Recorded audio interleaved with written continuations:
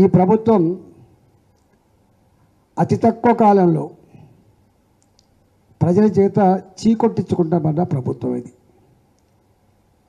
ఈ ముఖ్యమంత్రి గారు ఏం మాట్లాడతాడో ఏం చేస్తాడో అర్థం కాని పరిస్థితి.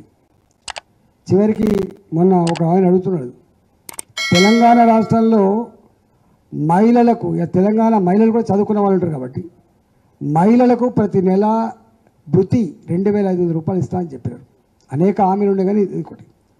2,500 రూపాయల హామీ అమలు చేయడానికి కాంగ్రెస్ పార్టీ సత్తా లేకపోతే మరోసారి దేశాన్ని చీటి చేసే దాంట్లో 8,500 రూపాయలు ప్రతి మహిళకు నెలకు భృతి 8,500 రూపాయలు ఇస్తా అని చెప్పారు.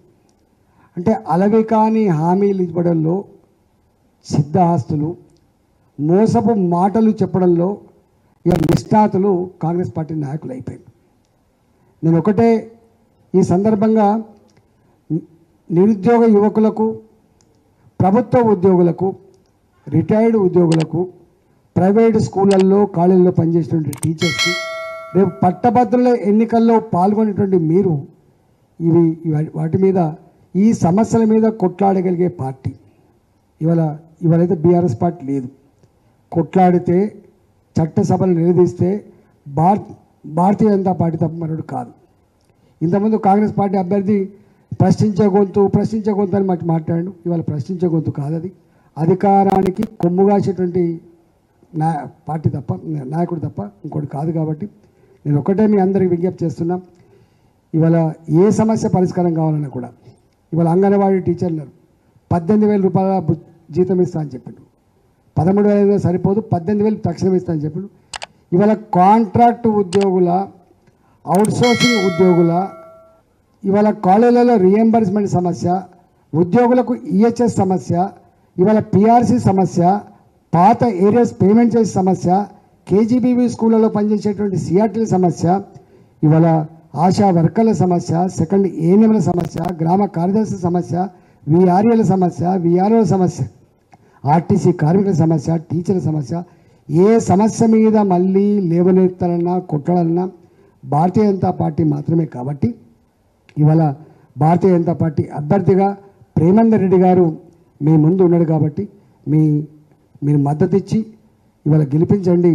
ఇవాళ మీ అందరి సమస్యలకి మేము అండగా ఉంటామని చెప్పి ఈ సందర్భంగా వేడుకుంటూ, 27వ తారీఖు నాడు జరిగేటువంటి ఎన్నికల్లో ఇవాళ ప్రలోభాలను పక్కకు పెట్టి, దబాయింపులను నెట్టిపడేసి, ఇవాళ కొనుక్కుని వెలగట్టే పద్ధతిని పాతరేసి, ఇవాళ తెలంగాణ ప్రజల ఆత్మగౌరవ బావుటకు ప్రతీకలుగా ఉన్నటువంటి, సమాజాన్ని సున్నితంగా పరిశీలించేటువంటి మేధావులుగా మీరు ప్రేమేందర్ రెడ్డి గారికి ఓటేసి గెలిపించాలని చెప్పి నేను వినమ్రంగా విజ్ఞప్తి చేస్తున్నాను. Thank you. బీజేపీ నుంచి ఈటెల రాజేందర్ ఇవాళ మల్కాజ్గిరిలో ఓట్లు అడుగుతుండు. ఆయన కొత్తోడు కాదు. గత ప్రభుత్వంలో ఆయన మంత్రి, ఆర్థిక మంత్రి, ఆరోగ్య శాఖ మంత్రి, అన్ని మంత్రులు కేసీఆర్ పక్కన కూర్చున్నాడు. కేసీఆర్తో పాటు తెలంగాణలో జరిగిన అన్ని దుర్మార్గాలకు ఈటెల రాజేందర్ కూడా కారణం కాదా? ఆయనకి ఈయనకు పంపకాలలో తేడా వచ్చి వాళ్ళు పంచాయతీ పెట్టుకుంటే ఈయనను బయటికి పంపిస్తే బయటికి వచ్చాడు. బీజేపీలోకి పోయిండు. హుజూరాబాద్లో ఎమ్మెల్యే అయ్యిండు. హుజూరాబాద్లో మరి నరేంద్ర మోడీని అడిగి 1,000 కోట్లు తెస్తా అన్నాడు. 1,000 కోట్లు తెచ్చి హుజూరాబాద్ అభివృద్ధి చేసి ఉంటే మన ఎమ్మెల్యేగా హుజూరాబాద్లో ఎందుకు ఓడగొడతారని నేను అడుగుతున్నా. హుజూరాబాద్లో ఉప ఎన్నికల్లో ప్రజలకు ఇచ్చిన మాట, నరేంద్ర మోడీ నుంచి తెస్తున్న నిధులు లేకపోవడం వల్ల హుజూరాబాద్లో ఎమ్మెల్యే ఓడగొట్టిండ్రు. ఇవాళ మళ్ళీ మన దగ్గరకు వచ్చి ఎంపీకి నిలబడతా అంటున్నాడు. ఈ ప్రాంతంలో ఇల్లు కట్టుకున్నాడు, ఇక్కడనే ఉంటున్నాడు. ఎన్నడన్నా మన మల్కాజ్గిరి పేదల దగ్గరకు వచ్చిందా? వర్షాకాలంలో మన ఇండ్లు మునుగుతూ వచ్చిందా? మన వాళ్లకు ఆదుకోవడానికి కేంద్రం నుంచి మన నిధులు తెచ్చిందా? మన మూసీలో చిన్న పాప కొట్టుకపోతే నాలలో పడి కనీసం ఆ కుటుంబాన్ని పలకరించడానికి అన్న వచ్చిందా? ఏ రోజు మన కష్టాలలో రాలే. ఎన్నడైనా మీ మంచికి, మీ చెడ్డకు మీరుతో గెలిచినా ఓడినా రాత్రి మగళ్ళు మీ మధ్యలో ఉన్నది మైనంపల్లి హనుమంతరావే తప్ప సొంత పైసలు కోట్ల రూపాయలు ఖర్చు పెట్టి తన నియోజకవర్గంలో అభివృద్ధి చేసిన నాయకుడు ఎవరని రాష్ట్రంలో ఉన్నారంటే మీ మల్కాజ్గిరి ప్రాంతానికి మీ మాజీ శాసనసభ్యులు మైనంపల్లి హనుమంతరావు గారు. మొన్న జరిగిన అసెంబ్లీ ఎన్నికల్లో తప్పు జరిగింది. ఈ ప్రాంతం నుంచి మైనంపల్లిని గెలిపించుంటే ఇవాళ మన మంత్రివర్గంలో మంత్రిగా ఉండి మీ ప్రాంతాన్ని అభివృద్ధి చేస్తాడు. అందుకే ఇవాళ మీకందరికి విజ్ఞప్తి చేస్తున్నా, ఈ మొత్తం పార్లమెంటు నియోజకవర్గానికి బాధ్యత పెట్టి ఇన్ఛార్జిగా పెట్టి సునీతమ్మను గెలిపించుకొస్తే ఆయననే ఈ ప్రాంతానికి మంత్రిలాగా మీ సమస్యలన్నీ